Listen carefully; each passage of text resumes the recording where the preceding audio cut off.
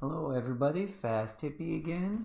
We're here for the Argent Arena. We're still in round one. This is CAnon versus Andyman, or Andy the Man, also known as Reed God on the forums. This is one of the matchups I talked about in the podcast, Magdelina versus Marmelee. Marmelee is a character that tries to create a lot of deadbeats and stretch the game out, and Magdelina actually becomes stronger and stronger as the game wears on, essentially taking advantage of Marmelee's tendency to stretch the game out. So we're starting, Magdelina starts pretty weak here, and so most of her attacks just don't do a lot of damage, are pretty slow, and right to start out with, we end up with a clash. We'll see where we go from here, but at this point it's really about Magdelina setting up board positioning and setting up beats to kind of take minimal amount of damage to stretch the game out. As it is, Marmelee ends up playing Sorcerer's Grasp here. They only do 2 damage, and they have to spend a counter here. And I think from Magdelina's perspective, I would consider this a win. Although Magdelina doesn't deal any damage, taking a minimal amount of damage and getting through the beat is just really good for Magdelina, because every beat that passes, you get stronger and stronger. So you just want to have low damage or no damage beats for as long as you can. So moving into beat 2 here, as we said, I think Magdelina really wants to step board positioning here early on to try to either dodge or to just kind of reduce the damage that she's going to take. And so Magdelina actually plays Celsius Burst here, which is a really powerful move for board positioning. And CAnon's opponent plays Magnificent Burst. So Magnificent Burst is a really great attack by Marmelee. It gives her range 5. But I find with Marmelee, actually, one of the weaknesses here is her range 5. And what I mean by that is she's sort of a mid-range character and not a far-range character. I think that Marmelee could have retreated 1 here and actually hit Magdelina and stun her. But since they both bursted into the corner, Marmelee actually ended up missing here.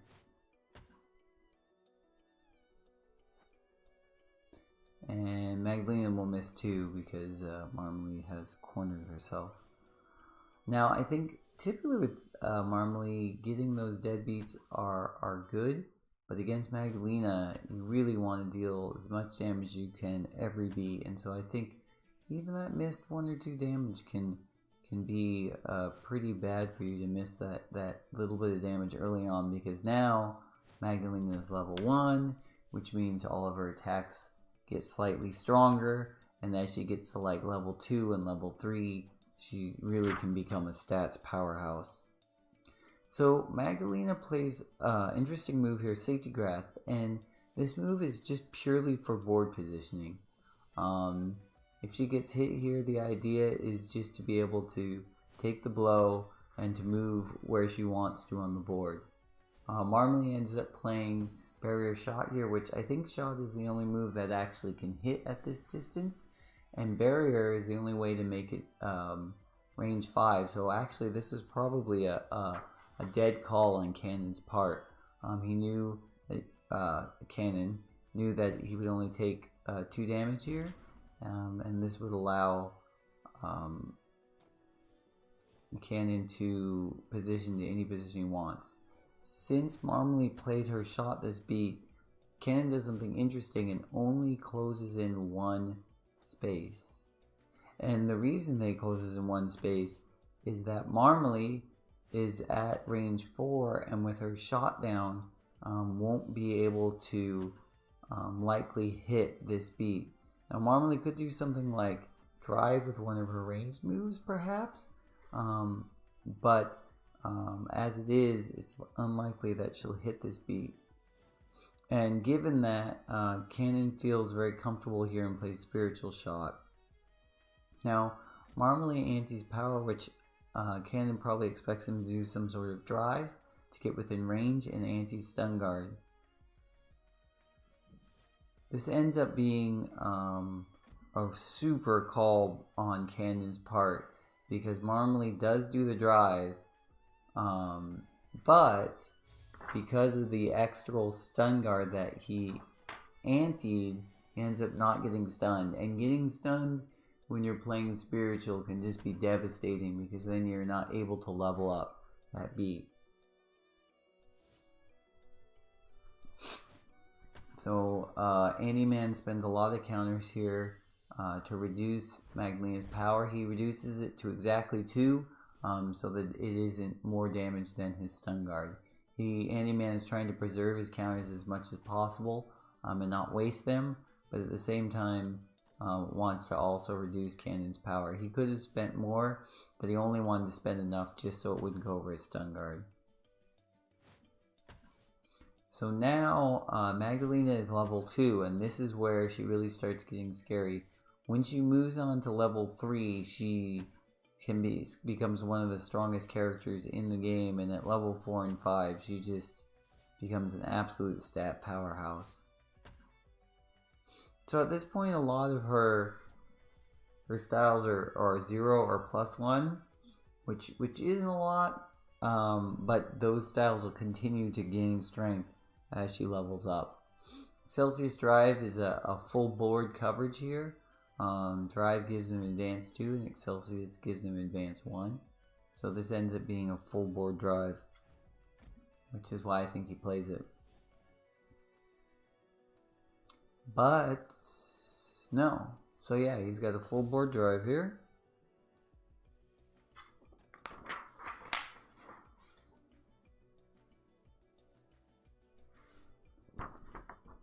But he ends up being outsped by Marmelee. But the extra stun guard that CAnon antied, again, his anting of stun guards have been right on this beat. Makes it so that he can't stun him, even if he spent the magnificent counters to gain the extra power. As it is, he retreats into the corner, and I think this might have been a mistake. Maybe he didn't account for Excelsius. He could have done 2 extra damage here, but because of the Excelsius, Magdelina was able to close in. Now the 2 extra damage would not have stunned, but it would have been 2 extra damage. As it was, he used the 2 force to move to the corner, I think, because he thought it would give him a safe beat, but it ended up not allowing that because of the Excelsius additional move. So CAnon has been really good with his force. Anti-ing stun guard really needs to, and getting those trades. You know, often when I play Magdelina, or I've seen other play Magdelina, you know, by the time she's level 3, she's probably 10 life behind. But as it is, CAnon has been able to trade pretty successfully throughout this game. So beat 6, we clash, and then we clash again, and we'll see what happens on the 3rd move here. And it ends up being just a light poke here, I guess, by CAnon. Yeah, CANon's gonna hit for 2, I think. Yeah, he's gonna hit for 2, but meditation will allow Andy to gain 2 concentration tokens if they send a turn instead of 1.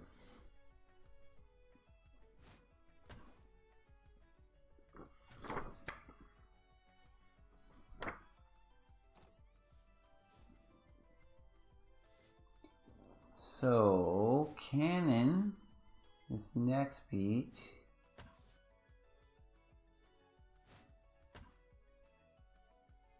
let's see what happens. So CAnon is going to be leveling up very soon to level 3. Like I said, Andyman gets the additional counter, so he's at 2 counters now. Now, CAnon plays Safety Shot, and Safety does 3 plus his level, and he ends up not ending Stun Guard here. Now, it could have been the timing that his opponent did the anti-power, but I think it was pretty scary playing Safety Shot here. I guess if your opponent was going to play their yellow attack, they could stun you no matter what your stun guard. But it seemed to me pretty scary to play safety shot here without the additional stun guard. As it turns out, Marmelee ends up playing a dodge here, and so Magdelina, CAnon wasn't in any danger of getting hit this beat, so the stun guard was not necessary.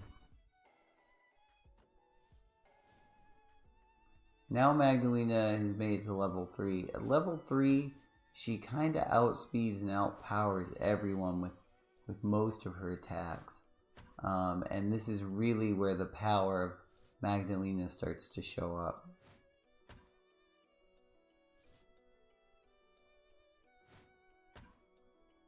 At level 3, she's gaining +3 power, +3 speed, and +3 stun guard. And although a lot of her styles have minus power and priority, she just becomes super powerful. So, CAnon plays Priestess Burst here, and I assume this was to call perhaps a clash. I'm not sure why he did Priestess Burst here. And then I saw this, as you're seeing this, and I realized perhaps he was actually calling Petrifying Shot. With Priestess Burst, he's actually able to dodge out of the range of Petrifying Shot. And so that's probably why CAnon played it here, which was basically just a dodge against his opponent's Petrifying Shot.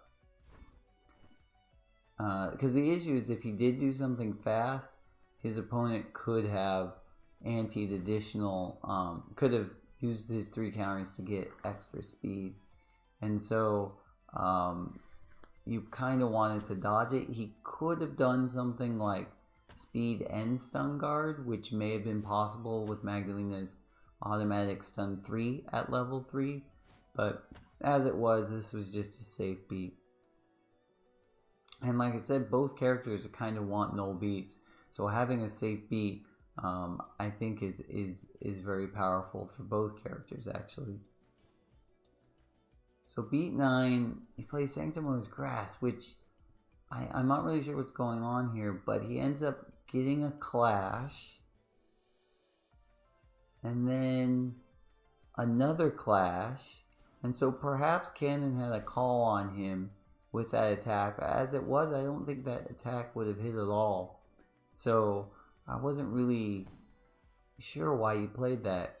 So now he has Sanctimonious Dodge, and when I looked at this, I thought that CAnon would actually retreat, but he actually advances instead, which is really smart.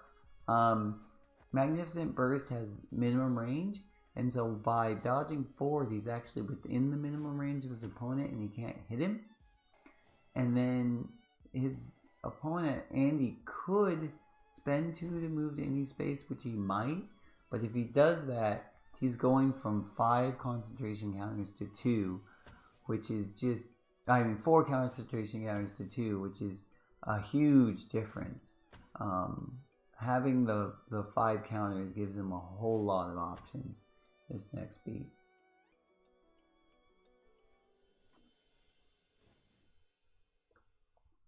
So here comes the next beat, and Magdelina plays Switch Drive. And now, oddly enough, Switch is actually one of Magdelina's most powerful styles because of the 0-0. What this means is at level 3, it's essentially giving Drive +3/+3, as you can see, and something as simple as Switch Dodge ended up being just an absolute powerhouse attack, having 7 speed and 7 damage. Yeah, now, Andy, again, does something very interesting here. Typically, I would figure that Andy would end up anteing the 4 counters to give the barrier dodge, so he doesn't take any damage and prevents the 7, but Andy figures that the 5 counters are more useful, and he doesn't ante any counters at all, but because he played because he anteed the stun guard, he's able to take this attack with strike and attack back without losing any of his concentration counters. So we are in beat 10 and the game is completely tied up. This has just been an amazing back and forth game, and we'll see where it goes from here. Magdelina is really becoming a scary powerhouse. Andy the man has all 5 of his concentration counters, so it could go any direction at this point.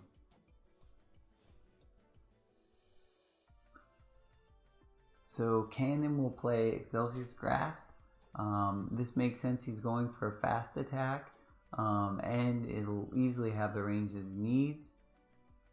But Marmelee, Andy the Man, plays Petrifying Shot. Now, although Petrifying Shot is slower, Marmelee can ante 3 counters to become the active player, which is what he does here. And this is why not anteing those 4 counters for barrier was worth it. And so now Marmelee essentially gets a freebie. Now CAnon could have anteed Stun Guard here and traded, but I don't think he saw the Petrifying Shot coming, and it really caught him off by surprise. And this is why Andy the Man was willing to take the 7 damage last turn and not ante the 4 counters.